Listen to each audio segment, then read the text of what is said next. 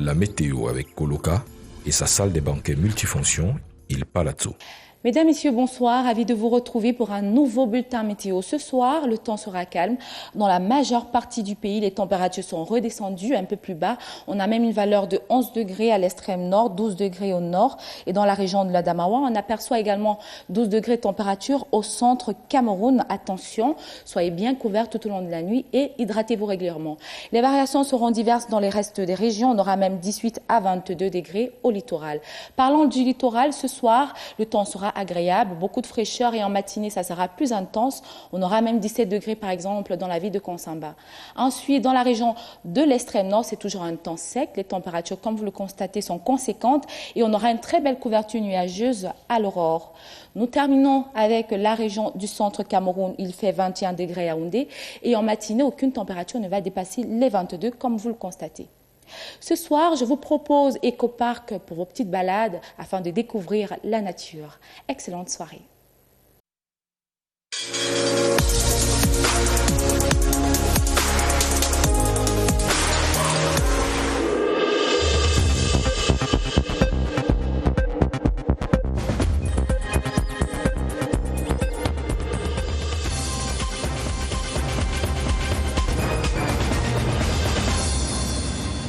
Madame, Messieurs, bonsoir. Dans l'actualité, ce mercredi, municipal et législative, entrée retentissante du Trésor public dans la campagne. L'État débloque 1,7 milliard de francs CFA pour le financement de la campagne électorale. Les premiers bénéficiaires déchargent au ministère de l'administration territoriale. Les clés de répartition ouvrent le 20h30. Emploi jeune, ouverture d'un boulevard d'opportunités pour diplômés de l'enseignement supérieur, une centaine de porteurs de projets soutenus par le programme présidentiel d'appui à l'emploi jeune. Ils sont en impréhension depuis ce jour à Yaoundé. Retombées et filières concernées dans le cours de cette édition. Qu'en 2021, le stade d'Olembe voit l'avenir en vert dans 3 mois. McGill, le nouveau constructeur, annonce pour avril la mise en terre du gazon pour l'un des principaux théâtres de la fête du football continental. Le ministre des Sports et de l'Éducation physique était sur les lieux ce jour. Débriefing en page des sports. Voilà pour les titres. Il passe à la caisse les partis politiques en compétition pour le double scrutin du 9 février prochain. 1,7 milliard de francs CFA. C'est le montant alloué par l'État au titre de l'appui à la campagne électorale conformément à la loi. Les mandataires des partis politiques sont entrés en possession de la première tranche de cet argent ce mercredi au ministère de l'administration territoriale. Le pointage des présents, Oswald Medon. Cagnotte sera répartie entre les 58 partis politiques en course pour les législatives et municipales. Pour le ministre de l'administration territoriale, il a bien fallu attendre la clôture du contentieux préélectoral pour clairement identifier tous les bénéficiaires du soutien de l'État. Les partis politiques vont recevoir 1,7 milliard de francs. Et le 1,7 milliard, c'est divisé en 2 tranches. Il y a 850 millions qui vont être payés. Si la première tranche de cette somme est effectivement destinée à tous les partis présents sur la ligne de départ, il n'en sera pas de même pour la seconde. Après le scrutin du 9 février 2020, en fonction des résultats, les partis politiques seront invités à nouveau. La deuxième tranche ne concerne que les partis politiques qui, effectivement, ont gagné quelque chose, c'est-à-dire les sièges à l'Assemblée ou les conseils municipaux. Les mandataires des partis politiques retenus se sont retrouvés au ministère de l'administration territoriale pour accéder à leurs fonds. L'argent, c'est le nerf de la guerre. Donc, maintenant, on est armé pour bien se battre. Le parti au pouvoir ne crée pas l'argent.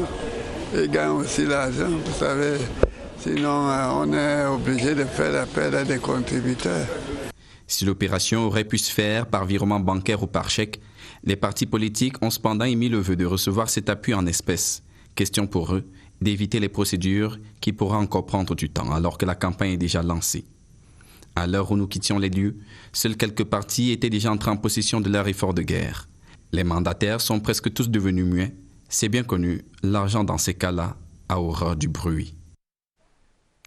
Et en attendant de faire de la politique, 100 jeunes porteurs de projets venant des 10 régions du Cameroun prennent part depuis ce matin à un séminaire de formation à l'École nationale supérieure polytechnique sur la maturation des projets et l'utilisation rationnelle des ressources. C'est la première cuvée d'un programme gouvernemental destiné aux jeunes diplômés de l'enseignement supérieur et que nous présente Franck Evina. Ils viennent d'horizons divers mais ont un objectif commun. Diminuer la courbe du chômage en créant des emplois, ils sont 100.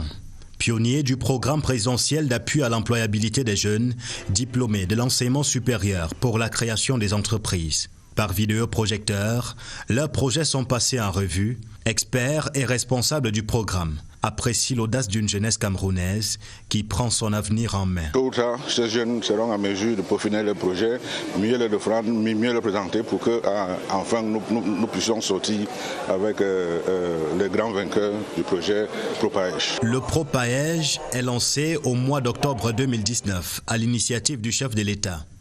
Objectif, apporter une solution concrète aux problèmes de chômage et de sous-emploi des jeunes diplômés du supérieur. La phase pilote en cours met à la disposition de cette première vague de porteurs de projets 17 experts accompagnateurs. Ils vont passer devant un jury avec un projet cette fois-ci bien affiné pour défendre le projet. Et c'est ce jury-là qui va in fine sélectionner ceux qui vont être financés. Au bout d'une formation d'une semaine, les projets les plus matures et bancables bénéficieront de financements conséquents. De quoi permettre à certains de passer de chercheurs d'emploi à créateurs d'emplois. Et dans cette pépinière de création d'entreprises, beaucoup se voient déjà patrons. Le désir de contribuer au rayonnement de l'économie nationale fait pousser des ailes. Portrait croisé de 3 jeunes porteurs de projets. Ils opèrent dans les secteurs de la santé, l'éducation, les produits artisanaux. Le coup de pinceau d'Elvire Ninangalim. Ces jeunes diplômés de l'enseignement supérieur ont fait de l'entrepreneuriat leur arme de combat. Stéphane Moifo, 24 ans, apporte sa touche sanitaire pour réduire le taux de mortalité infantile au Cameroun. Son originalité, une couveuse néonatale hybride ou couveuse néonatale solaire. Nous souffrons beaucoup de coupures d'énergie. Voilà pourquoi on a associé à ça un module solaire pour pouvoir faire fonctionner la couveuse. Cette couveuse a aussi les fonctionnalités comme le pèse-bébé. Projet révolutionnaire dans la pédagogie. Saint-Joseph Mathieu Témé apporte comme solution innovante la promotion des laboratoires virtuels dans les établissements secondaires. Le jeune homme compte améliorer les résultats des élèves dans les matières scientifiques. Lorsque vous faites un cours de chimie et qu'on vous parle des dosages, on vous parle de la manipulation des engrais. Dans ce laboratoire virtuel, l'enfant pourra toucher du doigt la réalité qui lui est enseignée dans la théorie. Alain Thierry Zoua, lui, opte pour la production et la vulgarisation des produits artisanaux et naturels. À tout juste 27 ans, son projet Zafro Shop Cameroun ambitionne impulser le développement économique durable dans le Septentrion. Nous ambitionnons est que le leader dans la distribution des produits tels que le beurre de karité, l'huile de Nîmes, l'huile de sésame, la poudre de chébé et le miel. Pour ces jeunes, le programme présidentiel d'appui à l'employabilité des jeunes diplômés d'enseignement supérieur pour la création d'entreprises est une aubaine. Ils espèrent bénéficier des financements pour rendre leurs projets plus productifs et compétitifs. Et voici un rayon de lumière pour éclairer davantage le Cameroun. Electricity Development Corporation, EDC, et le groupe Ségelec ont signé ce mercredi à Yaoundé un contrat pour la construction de la ligne haute tension Bertoua à Bomban et Bertoua à Batouri. Le coût des travaux est de 13 600 millions de francs CFA, une véritable aubaine pour la région de l'Est et pour le Cameroun. Michel Renaud-Hanja. Avec la construction d'une ligne haute tension d'un linéaire de 185 km, les populations de la région de l'Est bénéficieront des dividendes du barrage de Lompangar. Le contrat signé entre EDC et le groupement Ségelec servira donc à la conception, la fourniture et le montage des lignes 90 kV Bertoua-Bomban et Bertoua-Batouri, ainsi que les postes 90 kV sur 30. La signature de ce jour parachève ce que nous appelons la côté réseau de transport et de distribution pour évacuer l'énergie de l'usine de Pied-Lompanga, comme vous le savez, est en cours d'exécution. Nous nous précipitons maintenant pour accélérer les différents contrats de transport et de distribution comme la semaine dernière, pour que tout le monde soit au rendez-vous avant novembre 2021 pour la mise en service. Les travaux financés par la Banque de développement des États de l'Afrique centrale et l'État du Cameroun vont durer 24 mois pour un coût de plus de 13 milliards de francs CFA. La BDAC va jouer son rôle, ça va mettre à la disposition des entreprises des financements pour qu'elles puissent exécuter les travaux dans les délais. Nous pourrons faire assez rapidement les études.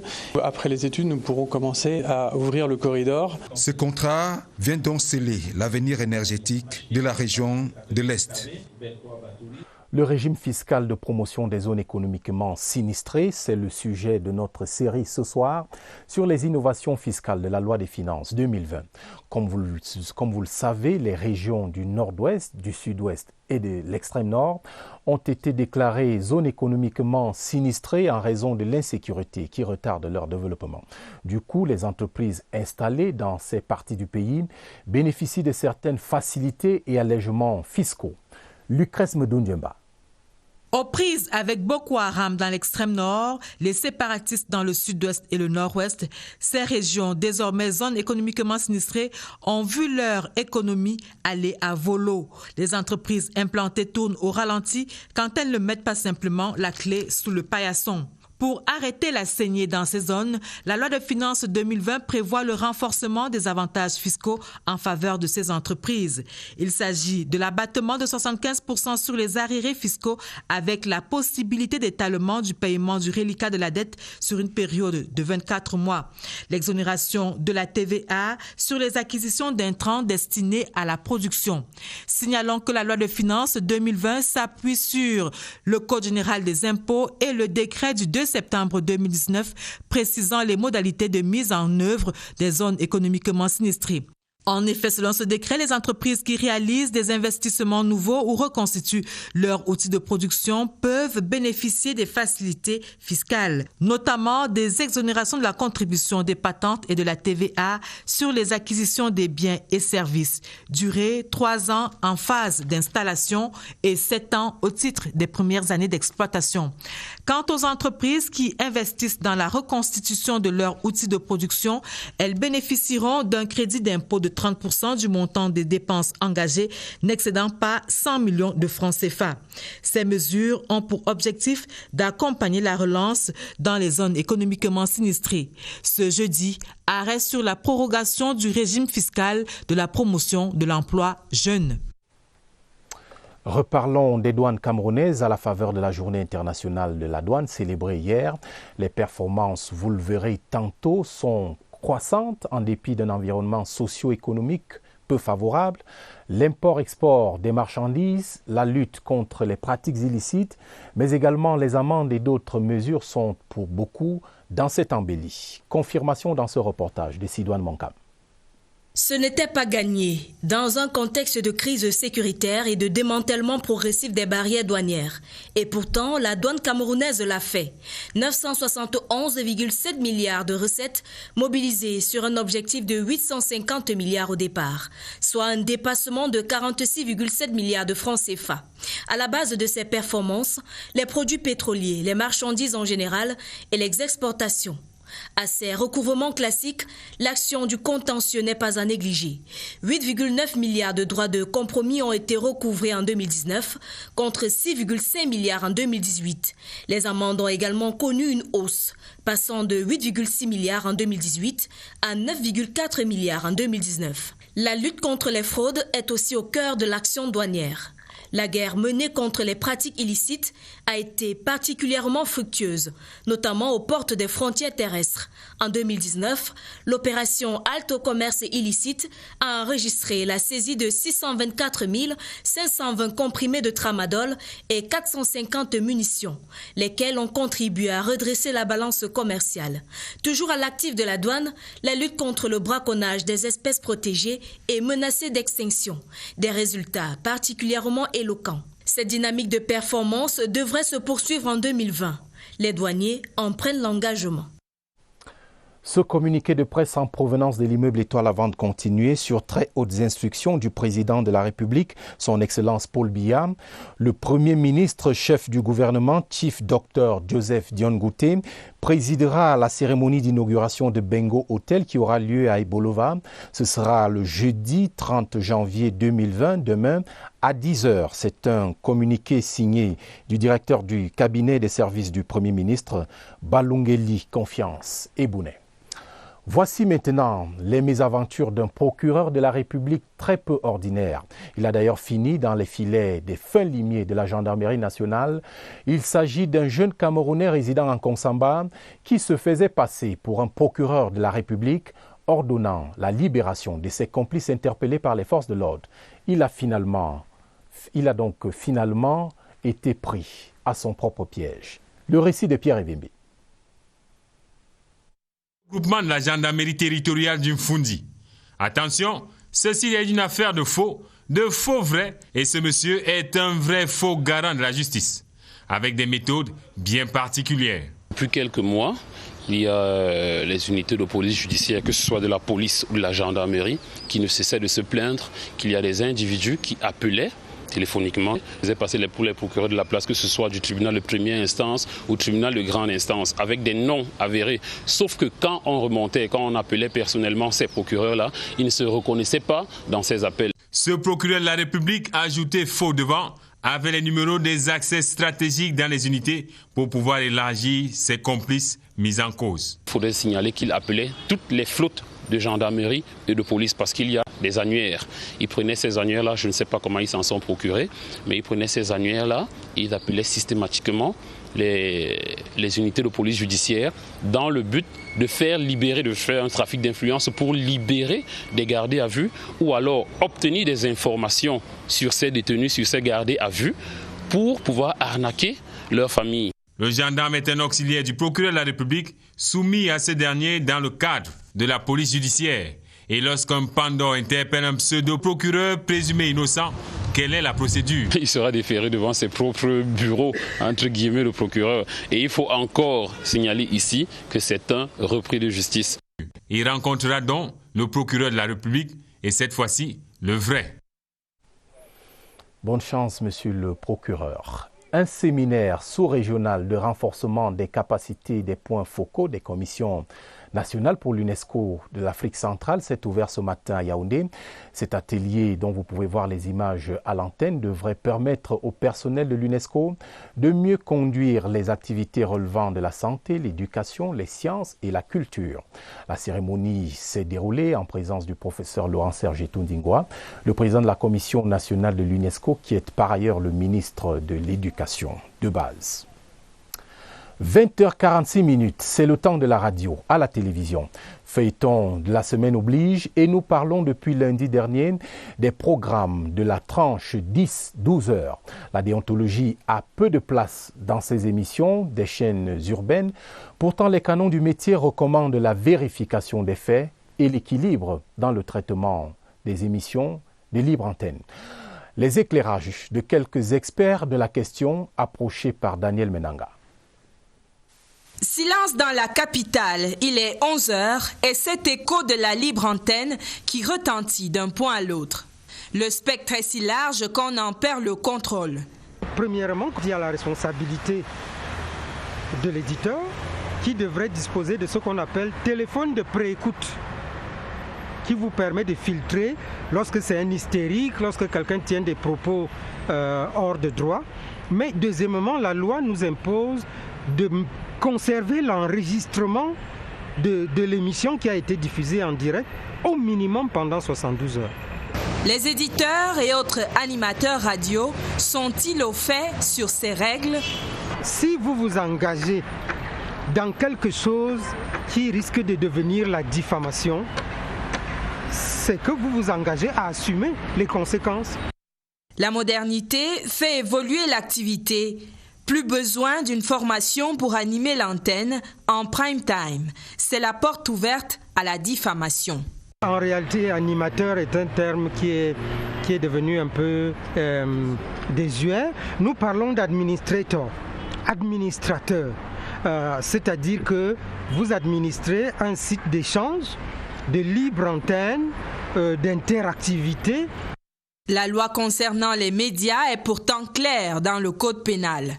Celui, par les injures proférées sur l'honneur ou la concentration d'une personne sans rapporter la preuve, cette personne risque d'aller en prison 6 jours jusqu'à 6 mois et l'amende de 5 000 à 2 millions de francs ou l'un de ces deux peines seulement. L'ignorance et la manipulation font encore prospérer la pratique, mais plus pour longtemps, comme on peut le constater. À bon entendeur, salut. Des prix d'excellence et du matériel didactique pour 700 élèves de l'enseignement primaire et secondaire, ainsi que pour les apprenants du centre de formation de la femme de Tokombéré, des offres de Kavaï Djibril, l'élite de la localité, distribuées à Mada au cours d'une cérémonie présidée par le préfet du Mayo-Sava, Louis-Florent Ribouem Amungam. Le reportage de Clarisse Tang à Mada. C'est un nombre qui se sont massés à l'esplanade de la chefferie de Mada.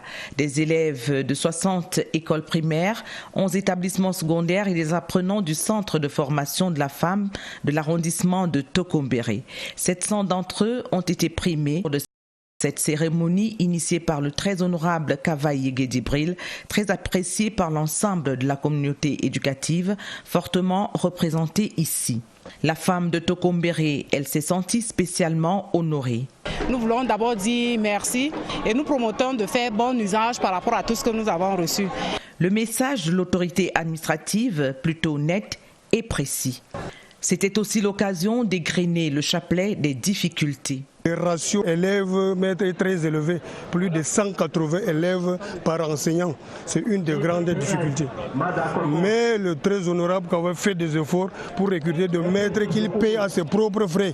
Nous lui disons merci, merci et 1000 fois merci. Dans l'arrondissement de Tokombéré, 36 946 élèves sont encadrés par 190 enseignants et 210 maîtres de parents. Et pour l'enseignement secondaire, 9 000 apprenants sont encadrés par 290 enseignants chevronnés. Ce n'est pas assez, s'accorde-t-on à dire ici. Toutes nos excuses pour la qualité quelque peu désagréable de ces images. Pour la suite, l'association de la jeunesse républicaine du Cameroun a organisé une conférence de presse ce jour à Yaoundé. Elle annonce la tenue de la grande prière pour la paix au Cameroun le 3 février prochain. Écoutons Serge Angoni Ongene, le coordonnateur de l'association de la jeunesse républicaine du Cameroun, sur les enjeux de ce moment spirituel. C'est dans un extrait sélectionné par Pierre Binambarga. Nous demandons à tous les Camerounais qu'ils s'élèvent, qu'ils prient où qu'ils se trouvent, qu'ils jeûnent pour que le Cameroun soit ce nouveau Cameroun que le président de la République a appelé de tous ses voeux le 31 décembre 2019 lors de son adresse à la nation. Il faut que les jeunes, les Camerounais dans leur entièreté s'en saisissent de cette opportunité pour que nous comprenions que ce soit l'émergence, que ce soit le Cameroun nouveau, il passe par la jeunesse et cette jeunesse sera mieux épanouie parce qu'elle va aussi se retourner vers Dieu. Le Seigneur a la capacité d'impacter la conscience des uns et des autres. La page des sports du 20h30 dans un stade, le complexe sportif d'Olembe. Le site a repris vie. McGill, la nouvelle entreprise en charge des constructions, est désormais passée à l'action. Le constructeur annonce d'ailleurs l'engazonnement du stade principal en avril 2020. Information donnée au ministre des Sports en visite sur le site ce mercredi. Le reportage de Germain Noël Singé. Arrivé en sapeur-pompier en décembre dernier à Olembe, l'entreprise McGill a pris le temps d'évaluer l'existant. Constat, pose des drains de l'air de jeu non conformes. Pour certaines parties techniques, nous devons recommencer pour avoir des terrains de qualité et qui correspondent aux normes. Toute la structure a été reprise. Les malfaçons corrigées avec de nouveaux tuyaux de drainage dotés d'une grande capacité d'absorption d'eau. Une remise en état qui permet de fixer aujourd'hui un nouveau calendrier pour l'engazonnement. Notre objectif à McGill, c'est d'avoir au mois d'avril des gazons verdoyants. Dans les vestiaires, les câbles Sprint Clash ont été installés et activés. Le dispositif électrique opérationnel, la finalisation des revêtements extérieurs planifiés. L'objectif avant la saison des pluies, d'avoir l'étanchéité des bâtiments terminée ainsi que la fermeture des façades pour pouvoir, pendant la saison des pluies, travailler à l'intérieur rapidement, sans problème dû aux intempéries. Pour l'heure, près de 300 ouvriers sont à la manœuvre en attendant la mise à contribution des sous-traitants. McGill persiste et signe, Olembe reste un projet CAN 2021. Notre objectif à nous, c'est d'atteindre l'objectif de la CAN. Petite phrase du ministre des Sports sur les assurances de l'entreprise. Dans les 6 prochains mois, le complexe sportif d'Olembe sortira de la zone de crise pour entrer dans la zone des emblèmes. Et pour sortir des sports, l'ensemble des résultats de la 18e journée disputée ce mercredi au titre du championnat de football de première division. PWD 1, Fortuna 0, Bambutos 1, Colombe 0, Avion et Canon se sont séparés sur la victoire de Canon, 3-1, et Digne Sport et UMS de Loum ont fait 0-0, Panthère 1, APGS 1, Dragon 0 but contre 2 pour l'Union de Douala, et puis Feutieux 1, Coton Sport 1. Le stade Renard a fait très fort, 4 buts contre 1 seulement pour Yon Sport. Et enfin, TKC, le Tonnerre Kalara Club, qui a marqué 2 buts contre 1 seul pour Fauveau. Les acteurs du secteur du tourisme camerounais et étranger sont au musée maritime de Douala. Ils prennent part à la 7e édition des Assises internationales du tourisme responsable, assises organisées par le Conseil national des chargeurs du Cameroun. 3 jours pour revisiter ce secteur pourvoyeur d'emplois et encore sous-exploité dans notre pays. Voici le reportage d'Alvin Baunga Nzié à Douala.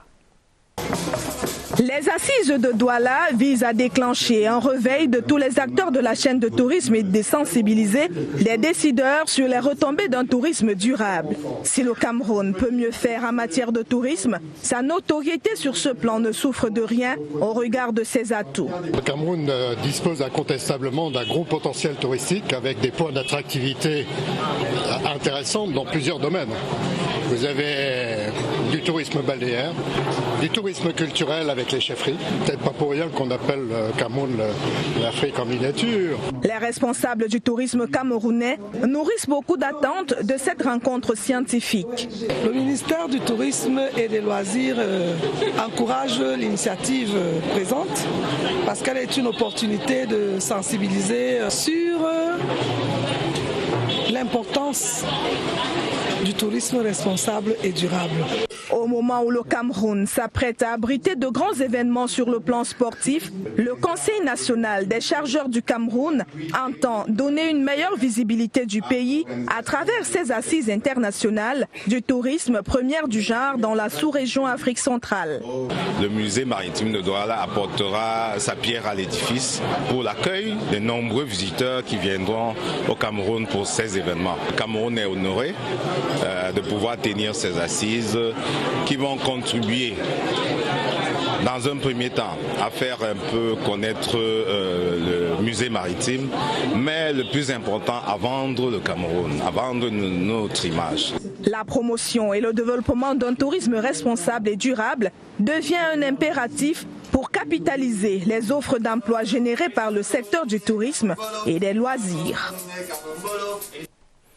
Et c'est la fin du 20h30. Merci de votre fidélité. Martine Welndingue et Emmanuela Bemnoy viennent tout juste après pour le journal des élections. Passez avec elles d'excellents moments d'antenne sur votre chaîne, la CRTV.